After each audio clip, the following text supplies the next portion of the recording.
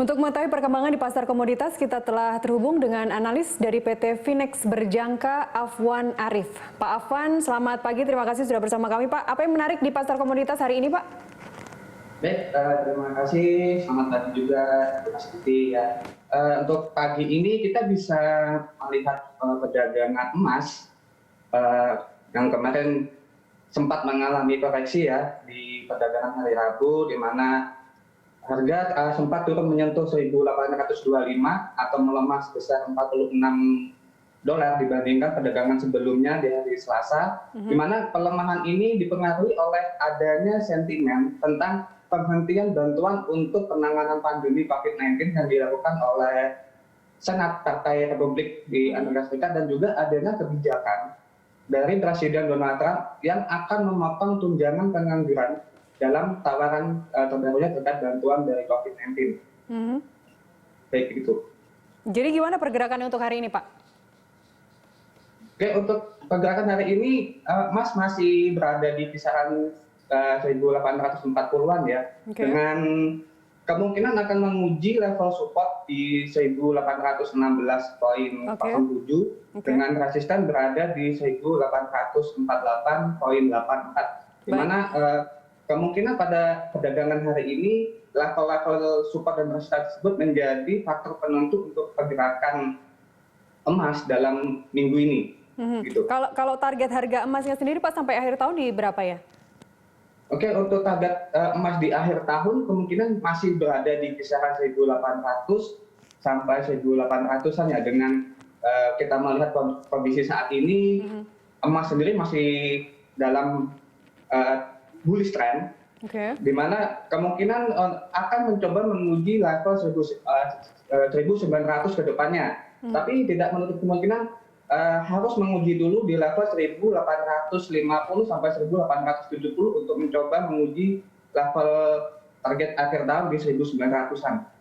1.900-an sampai di akhir tahun. Oke, dari emas kita sekarang ke CPO. CPO juga ini harganya terus menguat, bahkan sudah mencapai angka tertingginya dalam 8 tahun ini. Untuk CPO seperti apa pergerakannya hari ini? Oke, kita patut menyimak juga nih pergerakan CPO di akhir tahun ini, di mana kita ketahui kan di bursa global harga CPO mengalami kenaikan yang cukup signifikan, di mana mencapai harga tertinggi dalam 8 tahun terakhir ini. Di pekan ini sendiri harga CPO masih cenderung mengalami penguatan, di mana di bursa global harga CPO itu diperdagangkan di kisaran harga 894, sedangkan di bursa Malaysia diperdagangkan di kisaran harga 3.359 ringgit Malaysia. Dan ini untuk kedepannya juga masih ada kemungkinan untuk mengalami penguatan. Masih ada kemungkinan untuk mengalami penguatan. Dampak harganya sendiri, Pak, dari India yang memutuskan untuk memangkas bea masuk, seperti apa? Gimana? Untuk dampak harga CPO setelah India memutuskan untuk memangkas bea masuk 10% dari tadinya 37,5%. Dampaknya sendiri terhadap harga CPO seperti apa? Ya, ini tentunya berita yang sangat positif sekali ya untuk harga CPO, di mana kita ketahui India memangkas pajak impornya sebesar 10% dari yang tadinya 37,5% menjadi 27,5%. Hal ini dilatar belakangi oleh tingginya harga minyak di India dan tingginya tingkat inflasi di India itu sendiri yang mendorong harga CPO di India itu mengalami kenaikan yang cukup signifikan. Dan dengan adanya penurunan pajak impor tersebut bisa berdampak positif untuk ekspor CPO untuk Indonesia sendiri. Dan paling tidak itu bisa mempengaruhi tingkat ekspor di kawasan Indonesia dan Malaysia. Tetapi perlu kita perhatikan juga harus bisa berkompetisi untuk dengan minyak nabati lainnya, begitu. Oke.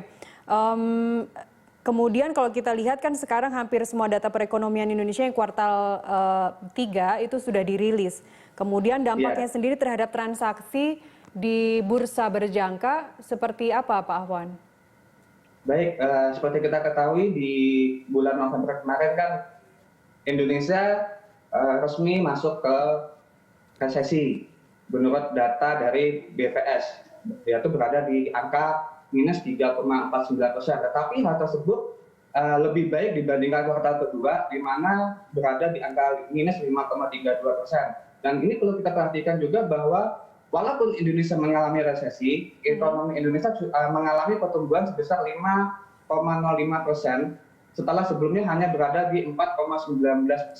Dan ini menandakan bahwa kinerja ekonomi untuk pasar Indonesia sudah membaik dan sesuai dengan ekspektasi pasar. Dan tentunya berdampak positif juga terhadap perdagangan di bursa berjangka. Dan kedepannya tidak menutup kemungkinan akan terus membaik seiring dengan adanya berita positif tentang vaksin yang bisa memacu peningkatan perdagangan di bursa berjangka kedepannya. Ya, baik Pak Afwan, terima kasih atas penjelasan Anda, atas waktu Anda bersama kami pagi ini. Ya, demikian tadi pemirsa analis dari PT Finex Berjangka, Afwan Arif.